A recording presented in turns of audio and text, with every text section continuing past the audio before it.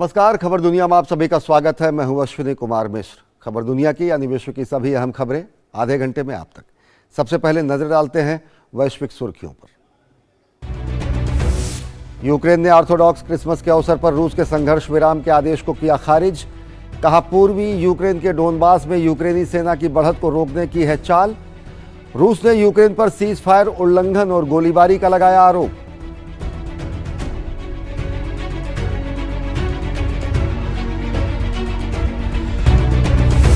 Corona की स्थिति से बेहाल चीन। चंद्र नववर्ष पर कोरोना के खतरों को कम करने में जुटा चीन। परिवहन मंत्रालय ने बुजुर्गों, गर्भवती महिलाओं, बच्चों और बीमार लोगों से यात्रा कम करने और भीड़ न लगाने की अपील की।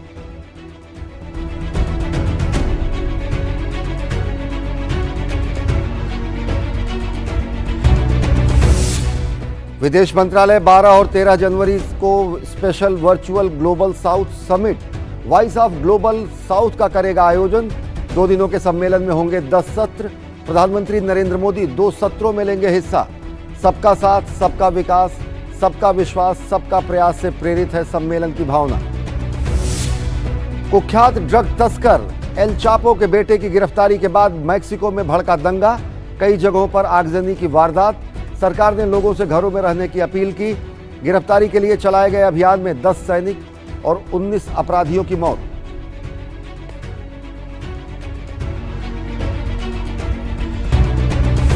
ग्लेशियर को लेकर बड़े खतरे की आहट। एक अध्ययन में जलवायु परिवर्तन की मौजूदा प्रवृत्ति जारी रहने पर इस सदी के अंत तक 2/3 से अधिक ग्लेशियर के अस्तित्व खत्म होने की जताई गई आशंका। और सबसे पहले खबरें यूरोपीय महाद्वीप से।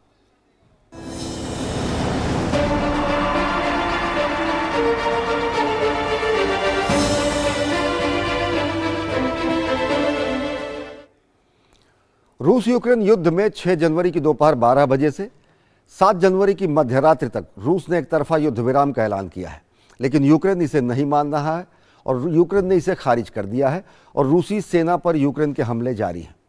रूसी रक्षा मंत्रालय के मुताबिक लुहांस्क, दोनेत्स्क, जापोरिजिया क्षेत्र में उसके ठिकानों पर हमले हुए हैं, जबकि रूस के सैनिक संघर्ष विराम का पालन कर रहे हैं। इस सबके बीच अमेरिकी राष्ट्रपति जो बाइडेन ने संघर्ष विराम पर तंज कसा है और उन्होंने कहा कि राष्ट्रपति पुतिन यूक्रेन के हमलों से त्रस्त होकर अपने लिए ऑक्सीजन ढूंढ रहे हैं। अमन और शांति के प्रतीक इन कबूतरों को जैसे एहसास हो गया कि पिछले कई महीनों से उनके आशियाने वाले शहर कीव को रौंद रहे सैनिकों ने कुछ पल ही सही आग उगलने वाली बंदूकों को नीचे कर दिया है। शायद यही वजह है कि ये बेझिझक शहर की सैर पर निकले हैं। लेकिन तभी प्रशासन की ओर से ऐलान हुआ कि संघर्ष विराम के बावजूद पूर्वी यूक्रेन में रूसी सैनिकों ने हमला किया है। हालांकि हमले के समय को लेकर दोनों देशों के बीच विवाद है। रूस का कहना है कि सीज फायर का समय शुरू होने से पहले का हमला है, जबकि कीव का मानना है कि इस दौरान ही उन्हें निशाना बनाया गया है। रूसी रक्षा मंत्रालय के मुताबिक लुहांस्क, दोनेत्स्क और जापोरिजिया क्षेत्र में उनके ठिकानों पर हमले हुए हैं, जबकि उसके सैनिक संघर्ष विराम का पालन कर रहे हैं। रूसी दावे के मुताबिक लाइमन की दिशा में यूक्रेन के सशस्त्र बलों द्वारा रूसी ठिकानों पर 4 मोर्टार के गोले भी दागे गए। इस तथ्य के बावजूद कि रूसी सेना ने 6 जनवरी को 12 बजे दोपहर मॉस्को समय से युद्ध विराम घोषित किया था, लेकिन कीव प्रशासन ने आवासीय क्षेत्रों और रूसी सैनिकों पर गोलाबारी जारी रखी। लाइमन की दिशा में यूक्रेनी सशस्त्र बलों ने गोलीबारी की। लुहांस्क पीपल्स रिपब्लिक में बिलोहोरीवका की बस्ती के आसपास तोपखाने से 3 हमलों को अंजाम दिया, जिसके बाद रूसी सैनिकों ने भी जवाब दिया। हालांकि यूक्रेनी सैनिकों ने कहा कि रूसी संघर्ष विराम के लिए लड़ाई को रोकने का उसका कोई इरादा नहीं है। संघर्ष विराम को कीव और उसके सहयोगी ने मॉस्को को फिर से संगठित होने का समय देने के लिए एक चाल करार दी है। अमेरिकी राष्ट्रपति जो बाइडेन ने संघर्ष विराम पर तंज कसते हुए कहा कि राष्ट्रपति पुतिन यूक्रेन के हमलों से त्रस्त होकर अपने लिए ऑक्सीजन की तलाश कर रहे हैं।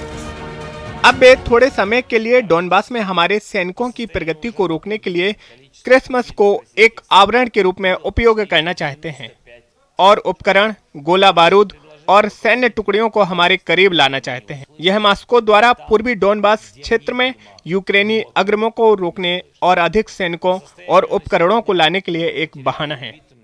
मुझे यह दिलचस्प लगा कि पुतिन क्रिसमस और नए साल के मौके पर अस्पतालों, नर्सरी और चर्चों पर बमबारी करने को तैयार थे। मुझे लगता है कि वह कुछ ऑक्सीजन खोजने की कोशिश कर रहे हैं।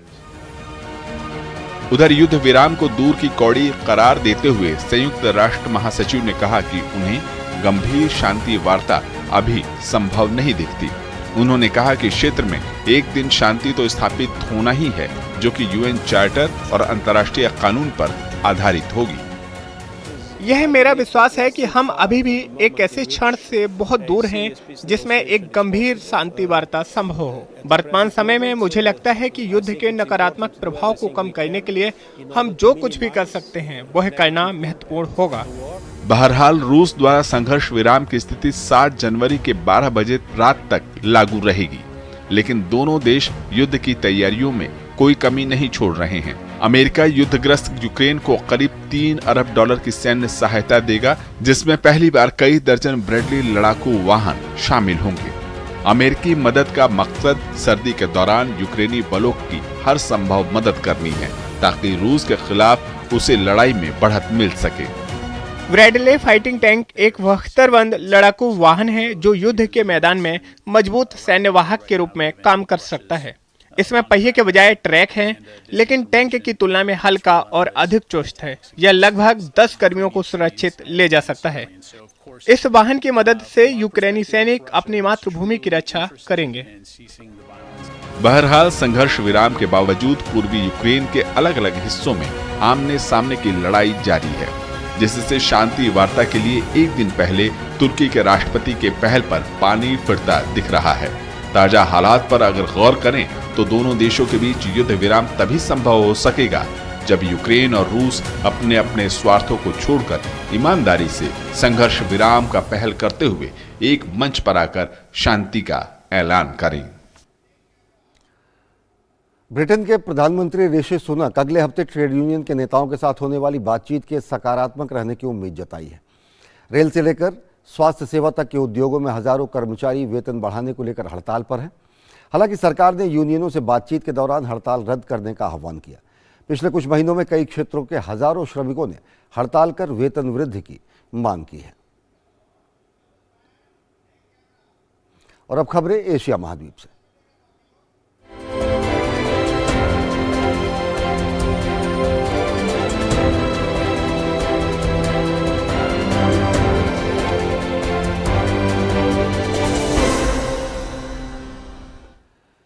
चीन लगातार कोरोना के मामलों को छिपाने में लगा है। चीन के मुताबिक दिसंबर की शुरुआत से अभी तक सिर्फ 22 मौतें हुई हैं।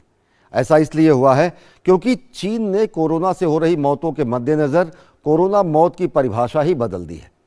चीन के स्वास्थ्य अधिकारी उन्हीं मरीजों को कोरोना से हुई मौत मान रहे हैं जिनकी जान निमोनिया या फिर सांस लेने में दिक्कत के कारण गई हो। कोरोना से मौत की यह चीन की नई परिभाषा विश्व स्वास्थ्य संगठन के मानकों से काफी दूर है।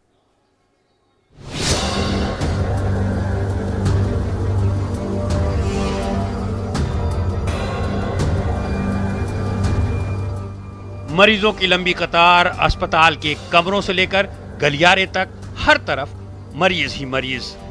किसी को ऑक्सीजन दिया जा रहा है तो किसी के बुखार की जांच हो रही है। नोटिस बोर्ड पर 5 घंटे की वेटिंग की पट्टी लगी है। चीन के सभी अस्पतालों का लगभग यही हाल है। बावजूद इसके चीन बार बार कह रहा है कि उसके यहाँ कोरोना की स्थिति नियंत्रण में है, जबकि विश्व स्वास्थ्य संगठन कोरोना के मामलों, अस्पताल में भर्ती मरीजों और मौत के आंकड़ों पर सवाल खड़ा कर रहा है। चीन के स्वास्थ्य अधिकारी उन्हीं मरीजों को कोरोना से हुई मौत मान रहे हैं जिनकी जान निमोनिया और सांस लेने में दिक्कत के कारण गई है। कोरोना से मौत की चीन की ये परिभाषा विश्व स्वास्थ्य संगठन के मानकों से काफी दूर है। चीन के बाहर के रोग विशेषज्ञों का कहना है कि संक्रमित की खून का थक्का जमने से हार्ट अटैक, सेप्सिस और गुर्दा फेल होने जैसी जटिलताओं से हुई मौत व्यापक रूप से इसी श्रेणी में आती है। इस बीच हांगकांग यूनिवर्सिटी के महामारी विशेषज्ञ बेंजामिन काउलिंग का कहना है कि अंतर्राष्ट्रीय रोग विशेषज्ञों ने चीन में इस साल कोरोना से 10 लाख लोगों की मौत की जो भविष्यवाणी की है वो काफी हद तक संभव है। यह बहुत संभव है कि इस सर्दी में चीन में कोविड से 10 लाख या अधिक मौतें होंगी और यह संख्या बहुत बड़ी हो सकती थी यदि चीन ने 2 साल पहले खोल दिया होता। चीन को पिछले कुछ समय से अंतर्राष्ट्रीय स्तर पर कोरोना को लेकर असहज की स्थिति का सामना करना पड़ रहा है। चीन अब कोविड महामारी को नियंत्रण करने के तमाम उपायों के बाद इस महीने चंद्र नववर्ष पर बड़ी संख्या में लोगों की यात्रा करने के दौरान कोरोना वायरस के संक्रमण के खतरे को कम से कम करने के लिए प्रयासरत है। परिवहन मंत्रालय की ओर से शुक्रवार को यात्रियों, खासकर बुजुर्ग लोगों, गर्भवती महिलाओं, बच्चों और बीमार लोगों से यात्रा कम करने और भीड़ न लगाने की अपील की गई है। सार्वजनिक परिवहन का इस्तेमाल कर रहे लोगों को मास्क लगाना चाहिए और अपने स्वास्थ्य और साफ सफाई पर विशेष ध्यान देना चाहिए। चीन रविवार को विदेश से आने वाले नागरिकों के अनिवार्य रूप से क्वारंटाइन को खत्म कर रहा है। दुनिया भर में चीन से आने वाले यात्रियों की कोविड जांच अनिवार्य करने वाले देशों की संख्या बढ़ रही है। इन देशों का कहना है कि चीन महामारी के और खास तौर से कोरोना वायरस के नए स्वरूपों के बारे में पर्याप्त जानकारी साझा नहीं कर रहा है, जिसकी वजह से उन्हें चीन से आने वाले यात्रियों के लिए कोविड जांच अनिवार्य करना पड़ रहा है। इस बीच चीन ने यूरोपीय संघ और दूसरे देशों से अपने देशों के यात्रियों के साथ भेदभावपूर्ण व्यवहार नहीं करने की अपील की है। यूरोपीय संघ को इन तर्कसंगत आवाजों को और अधिक सुनना चाहिए और चीन में महामारी की रोकथाम और नियंत्रण की स्थिति के बारे में एक निष्पक्ष और स्वतंत्र दृष्टिकोण अपनाना चाहिए। चीन लगातार कोरोना के मामलों को छिपाने में लगा है, लेकिन लगातार इसकी चपेट में आने वाले पब्लिक फिगर की मौत से सवाल खड़े हो गए हैं। हाल ही में 40 साल की ओपेरा गायिका चू लान लान की पिछले महीने मौत हो गई है। उनके परिवार ने मौत का कोई कारण नहीं बताया है। चीन के मुताबिक दिसंबर की शुरुआत में सिर्फ 22 मौत हुई है। वहीं जीरो कोविड पॉलिसी के विरोध में शामिल रहे लोगों पर सरकार कड़ी नजर बनाए हुए है और गिरफ्तार लोगों से कड़ी पूछताछ की जा रही है। चीन सरकार को शक है कि इन लोगों ने विदेशी एजेंसियों के प्रभाव में आकर सरकार के खिलाफ प्रदर्शन किए और राष्ट्रपति शी जिनपिंग से इस्तीफे की मांग की। और भारतीय विदेश मंत्रालय अगले हफ्ते वर्चुअल ग्लोबल साउथ समिट का आयोजन कर रहा है। वॉइस ऑफ ग्लोबल साउथ के नाम से 12 और 13 जनवरी को इस सम्मेलन का आयोजन किया जाएगा। 2 दिन के इस सम्मेलन में 10 सत्र आयोजित होंगे। प्रधानमंत्री नरेंद्र मोदी 2 सत्रों में हिस्सा लेंगे। प्रधानमंत्री नरेंद्र मोदी के सबका साथ, सबका विकास, सबका विश्वास, सबका प्रयास की भावना से यह आयोजन प्रेरित है। We will be hosting a special virtual summit on 12th and 13th January 2023. That is the next week. This summit, which will be called the Voice of Global South Summit, under the theme Unity of Voice, Unity of Purpose. और अब खबरें अमेरिकी महाद्वीप से।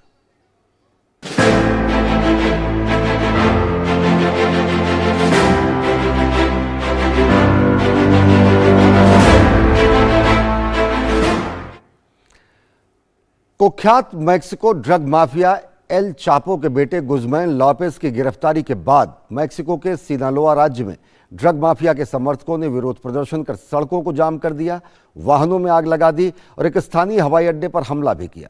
और इसके बाद Sinaloa हवाई अड्डे से 100 से अधिक उड़ानें रद्द कर दी पड़ी। गिरफ्तारी के लिए चलाए गए अभियान में 10 सैनिक मारे गए, 19 अपराधियों की भी मौत हुई है। मैक्सिको में गुज़मैन लॉपेज को लोग द माउस के नाम से जानते हैं। उसके पिता एल चापो को पहले ही 2016 में गिरफ्तार किया जा चुका है। मैक्सिको एक बार फिर जल रहा है, वो भी कुख्यात ड्रग तस्कर ओविडियो गुज़मैन की गिरफ्तारी के विरोध में। दरअसल अमेरिका के मोस्ट वांटेड ड्रग तस्कर गुज़मैन दुनिया का सबसे बदनाम ड्रग तस्कर एल चापो का बेटा है, जिसे मैक्सिको में गिरफ्तार कर लिया गया। गिरफ्तारी की खबर फैलते ही गिरोह के सदस्यों ने उत्तरी राज्य सिनालोआ के मुख्य शहर कुलियाकान में गुरुवार रात को फायरिंग और आगजनी की घटनाओं को अंजाम देना शुरू किया। हिंसक वारदातों को देखते हुए कुलियाकान शहर का एयरपोर्ट बंद कर दिया गया है और लोगों को घरों के अंदर ही रहने को कहा गया। हालांकि ड्रग तस्कर का निशाना एयरपोर्ट था, क्योंकि गिरोह को अंदेशा था कि यहीं से गुजमैन को देश से बाहर ले जाया जाएगा। इसलिए तस्कर गिरोह ने एक विमान पर उड़ान से पहले फायरिंग की। गनीमत रही कि हमले में विमान को नुकसान नहीं पहुंचा, न ही कोई घायल हुआ। हिंसक वारदात को देखते हुए कुलियाकान के साथ ही मजातलान और लॉस मोचिस के एयरपोर्ट को बंद कर दिया गया। दोनों तरफ से हुई गोलाबारी में सुरक्षा बलों के 3 जवानों की मौत हो गई, जबकि 18 लोग घायल हो गए। सुरक्षा बलों के खिलाफ प्रत्यक्ष आक्रमण को नियंत्रित करने के बाद वीडियो को आपराधिक समूह के सदस्यों के बीच पहचाना गया और मैक्सिकन सेना और वायुसेना ने विशेष हथियारों के साथ उसे हिरासत में लिया। ओविडियो की गिरफ्तारी में अमेरिकी प्रशासन ने भी मदद की थी। हाई प्रोफाइल ड्रग तस्कर की गिरफ्तारी को मैक्सिको सरकार के लिए बड़ी कामयाबी मानी जा रही है, क्योंकि अमेरिकी राष्ट्रपति 9 जनवरी को मैक्सिको के दौरे पर रहेंगे, जहां मैक्सिको और कनाडा के राष्ट्र प्रमुख के साथ उत्तर अमेरिकी नेताओं के शिखर सम्मेलन में शामिल होंगे। सम्मेलन में नशीले पदार्थों की तस्करी, अप्रवाह हिंसा को देखते हुए अमेरिकी प्रशासन ने अपने नागरिकों के लिए चेतावनी जारी की है। हम निश्चित रूप से पिछले कुछ दिनों से मैक्सिको के कुछ हिस्सों में, खासकर सिनालोआ में हिंसा पर बारीकी से नजर रख रहे हैं। सिनालोआ मैक्सिको में कुलियाकन, लॉस मोचिस, गुसावे के शहरों में हिंसा की खबरें आई हैं। हमारे दूतावास ने अपने नागरिकों के लिए अलर्ट जारी किया है। मैक्सिको में ड्रग तस्कर और सुरक्षा बलों के बीच आए दिन हिंसक झड़प आम बात है। नए साल के मौके पर भी मैक्सिको के सियुदाद जुआरेज शहर की एक जेल पर हुए हमले में 10 सुरक्षाकर्मी और 4 कैदियों की मौत हो गई थी। ये हमला भी ड्रग तस्कर गिरोह द्वारा किया गया था। हमले के दौरान 29 कैदी भी जेल से फरार होने में कामयाब हुए थे, जिसमें एक ड्रग माफिया अल नेटो भी शामिल था। हालांकि गुरुवार को सुरक्षा बलों ने घेराबंदी कर तस्कर गिरोह के साथ हुए मुठभेड़ में सरगना अल नेटो को मार गिराया। माउस नाम से कुख्यात ओविडियो गुजमैन को पहले भी साल 2019 में हिरासत में लिया गया था, लेकिन हिंसा की आशंका और हिरासत में उसके जान के खतरे की वजह से उसे जल्दी रिहा कर दिया गया था। पिछले 40 सालों से ड्रग कार्टेल ने मैक्सिको सरकार के सामने चुनौती खड़ी कर रखी है। यहाँ हीरोइन से लेकर अफीम सहित अन्य मादक पदार्थों की दुनिया भर में तस्करी होती है। अनुमान के मुताबिक मैक्सिको के 150 से भी ज्यादा ड्रग माफिया दुनिया भर में सालाना करीब 2.5 लाख करोड़ रुपए की ड्रग तस्करी करते हैं। इनमें से एक नाम ओविडियो गुजमैन के पिता अल चापो का भी है, जो फिलहाल ड्रग तस्करी के आरोप में अमेरिकी जेल में उम्र कैद की सजा काट रहा है। Bureau report, DD news. और ग्लोबल वार्मिंग को लेकर आए दिन चिंताएं जग जाहिर की जाती हैं, लेकिन इस मुद्दे पर वैश्विक आम सहमति बनाने में कोई न कोई पेच हमेशा फंसा रहता है। कार्नेगी मेलन विश्वविद्यालय अमेरिका में सिविल और पर्यावरण इंजीनियरिंग के असिस्टेंट प्रोफेसर डेविड राउंस ने दुनिया भर के ग्लेशियर का अध्ययन किया है और एक रिपोर्ट प्रकाशित हुई है और ये रिपोर्ट प्रतिष्ठित मैगजीन साइंस में छपी है। रिपोर्ट में कहा गया है कि दुनिया के 83% से अधिक ग्लेशियर सन 2100 तक विलुप्त हो जाएंगे। समूचा विश्व जलवायु परिवर्तन की मार से जूझ रहा है। इसके परिणाम भी तेजी से दिखाई दे रहे हैं। एक अध्ययन में दुनिया के ग्लेशियर के वैज्ञानिकों की कल्पना से कहीं अधिक तेजी से पिघलने का खुलासा किया गया है। जलवायु परिवर्तन की मौजूदा प्रवृत्तियों को देखते हुए इनमें से 2/3 ग्लेशियरों का सदी के अंत तक अस्तित्व खत्म होने की आशंका जताई गई है। कार्नेगी मेलन विश्वविद्यालय अमेरिका में सिविल और पर्यावरण इंजीनियरिंग के असिस्टेंट प्रोफेसर डेविड राउंस ने यह अध्ययन किया है। उन्होंने विभिन्न उत्सर्जन परिदृश्यों के तहत सदी में ग्लेशियर को बड़े पैमाने पर होने वाले नुकसान के नए अनुमानों का पता लगाने के लिए एक अंतर्राष्ट्रीय प्रयास का नेतृत्व किया। अध्ययनकर्ताओं ने कहा कि ज्यादातर छोटे लेकिन जाने पहचाने ग्लेशियर विलुप्त होने की कगार पर हैं। उन्होंने कहा कि तापमान के कई डिग्री तक बढ़ने की सबसे खराब स्थिति में दुनिया के 83% ग्लेशियर 2100 तक विलुप्त हो सकते हैं। पत्रिका साइंस में गुरुवार को प्रकाशित इस अध्ययन में दुनिया के 2,15,000 जमीन आधारित ग्लेशियरों का अध्ययन किया गया है। इनमें ग्रीनलैंड और अंटार्कटिक में बर्फ की चादर पर बने ग्लेशियर शामिल नहीं हैं। वैज्ञानिकों ने विभिन्न स्तर की ताप वृद्धि का इस्तेमाल कर कंप्यूटर सिमुलेशन के जरिए ये पता लगाया कि कितने ग्लेशियर विलुप्त हो जाएंगे, कितने टन बर्फ पिघलेगी और इससे समुद्र का स्तर कितना बढ़ेगा। दुनिया अब पूर्व औद्योगिक युद्ध के बाद से 2.60 डिग्री सेल्सियस ताप वृद्धि की राह पर है, जिससे साल 2100 तक दुनिया के 32% ग्लेशियर विलुप्त हो जाएंगे। अध्ययन में कहा गया है कि खोने वाले ग्लेशियरों में से अधिकांश मानकों के अनुसार छोटे हैं, मगर उनका नुकसान स्थानीय जल विज्ञान, पर्यटन, ग्लेशियर खतरों और सांस्कृतिक मूल्यों पर नकारात्मक प्रभाव डाल सकता है। यहाँ तक कि सबसे अच्छी स्थिति में भी, जबकि कम उत्सर्जन हो, तो भी ग्लेशियरों का द्रव्यमान 25% कम हो जाएगा और लगभग 50% ग्लेशियर गायब होने का अनुमान है। ये स्थिति तब है जब वैश्विक औसत तापमान में वृद्धि पूर्व औद्योगिक स्तरों के सापेक्ष प्लस 1.5 डिग्री सेल्सियस तक सीमित रहे। वैज्ञानिकों का कहना है कि भविष्य में समुद्र का स्तर ग्लेशियरों के मुकाबले बर्फ की चादर पिघलने से ज्यादा बढ़ेगा। प्रोफेसर डेविड के काम ने क्षेत्रीय ग्लेशियर मॉडलिंग के लिए बेहतर संदर्भ मुहैया कराया है। उन्होंने आशा व्यक्त की है कि यह जलवायु नीति निर्माताओं को 2.60 डिग्री सेल्सियस के निशान से कम तापमान परिवर्तन के लक्ष्यों को कम करने के लिए प्रेरित करेगा। ब्रिटेन के ग्लासगो में हुई COP26 की बैठक में यह प्रतिज्ञा की गई थी। और अब आइए आपको दिखाते हैं विश्व संस्कृति की एक झलक।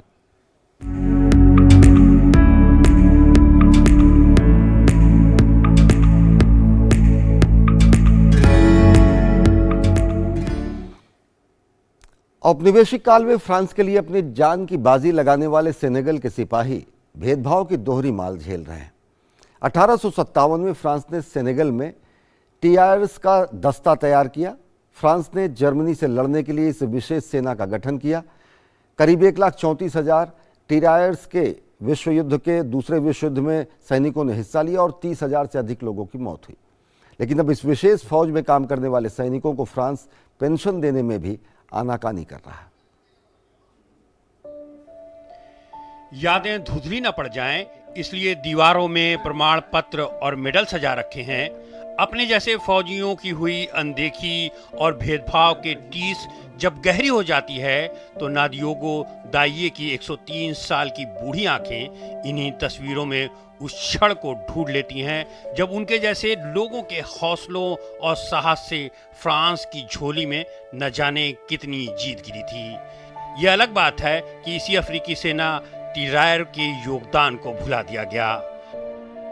टीरायर 1857 में सेनेगल में वजूद में आया। वैसे तो टीरायर का शाब्दिक अर्थ निशानेबाज होता है, लेकिन व्यापक तौर पर इसे छोटी लड़ाई लड़ने वाला दस्ता कहा जा सकता है। दरअसल ये हल्के हथियारों से लैस मोबाइल सैनिकों की एक टुकड़ी हुआ करती थी जो मुख्य सेना के आगे बढ़ने से पहले दुश्मन को रोकने का काम करती थी। टीरायर ने दोनों विश्व युद्ध और कई जंगों में हिस्सा लिया था। फ्रांस ने जर्मनी से लड़ने के लिए इस सेना का गठन किया था। करीब 1,34,000 टीरायर ने विश्व युद्ध में भाग लिया, जिसमें करीब 30,000 की मौत हो गई थी। फ्रांस की कई शानदार फतेह में अपने तन, मन और प्राण निछावर करने वाले इन वीरों की गाथा फ्रांस के फुटनोट में भी जगह पाने की मशक्कत करती रही। 1944 में डकार के पास एक बैरक में फ्रांसीसी सैनिकों ने युद्ध के कैदी शिविरों में बिताए वर्षों के लिए वेतन की मांग करने वाले बागियों पर गोली चला दी। आधिकारिक तौर पर इसमें 35 सैनिकों की मौत हो गई, लेकिन उनकी कब्र का आज तक अता पता नहीं है। आप किसी को युद्ध के लिए भेजते हैं, वह अपने पैसे का दावा करता है और आप उसे मारकर सजा देते हैं। द्वितीय विश्व युद्ध के केवल 10 या इतने ही तिरेलियर अभी भी सेनेगल में जीवित हैं। प्रथम विश्व युद्ध के अंतिम तिरेलियर अब्दुल्लाह नदिये का 1998 में 104 वर्ष की आयु में निधन हो गया। दाइये 1940 में सेनेगल की राजधानी डकार से लगभग 70 किलोमीटर अपने गृहनगर में टीरायर की 7वीं रेजिमेंट में शामिल हुए थे। बुनियादी प्रशिक्षण के बाद उनकी यूनिट को मेडागास्कर भेज दिया गया, लेकिन पनडुब्बी के खतरे के कारण उनके जहाज को वापस लौटना पड़ा। फिर फ्रांस के अधीन कांगो के मिशन पर भेज दिया गया। इनकी टुकड़ी ने राजधानी लिब्रेविले को सहयोगी विची सरकार से छोटे संघर्ष के बाद मुक्त करा लिया। इसके बाद उनकी यूनिट यूरोप के अभियान में हिस्सा लेने मध्य एशिया की तरफ रवाना हुई, लेकिन तब तक बर्लिन ढह चुका था। दाइये 1945 में सार्जेंट के रूप में सेनेगल लौटे और औपनिवेशिक काल के बाद पुलिस में शामिल हो गए। 1972 में 52 वर्ष की आयु में सेवानिवृत्त हुए। उन्हें दुख है कि फ्रांस पिछले 2 वर्षों से 750 यूरो की वार्षिक सैन्य पेंशन का भुगतान भी नहीं कर रहा है। फ्रांस ने अपने वादे को पूरा नहीं किया। मैं पूरी तरह से ऊपर वाले और अपने बच्चों पर निर्भर हूँ। मुझे पूर्व टिरायर के रूप में फ्रांस से कुछ नहीं मिला। फ्रांस के पूर्व सैनिकों के मामलों के कार्यालय का कहना है कि जो सैन्य पेंशन भोगी बहुत विरुद्ध हो गए हैं, उन्हें अपने जीवित होने का राष्ट्रीय अधिकारियों से दस्तावेजी प्रमाण प्रस्तुत करना होता है। कार्यालय का कहना है कि दस्तावेज प्रस्तुत करने में विफल रहने के कारण दाइये की पेंशन को 2021 में रोक दिया गया था, लेकिन 2022 में उन्होंने फिर जरूरी कागजात जमा कराए हैं, जिस पर काम चल रहा है। दिलचस्प बात यह है कि टिरायर को सेनेगल में भी अच्छी नजर से नहीं देखा जाता था। उन्हें फ्रांसीसी साम्राज्यवाद के सशस्त्र प्रवर्तक माना जाता था। उनकी छवि दागदार थी, लेकिन 2004 में तत्कालीन राष्ट्रपति ने 1 दिसंबर को टिरायर की उपलब्धियों के तौर पर मनाने का फैसला किया। उन्होंने दुनिया को नाजीवाद और फांसीवाद से मुक्त कराने का सेहरा टिरायर के सिर बांधा। टिरायर यानी कि सेनेगल में न सहानुभूति है, न फ्रांस में संवेदनशीलता। तो खबर दुनिया के आज के अंक में फिलहाल इतना ही। मुझे और हमारी पूरी टीम को दीजिए इजाजत। देश और दुनिया की ताज़ा तरीन खबरों के लिए देखते रहिए डीडी न्यूज़। नमस्कार।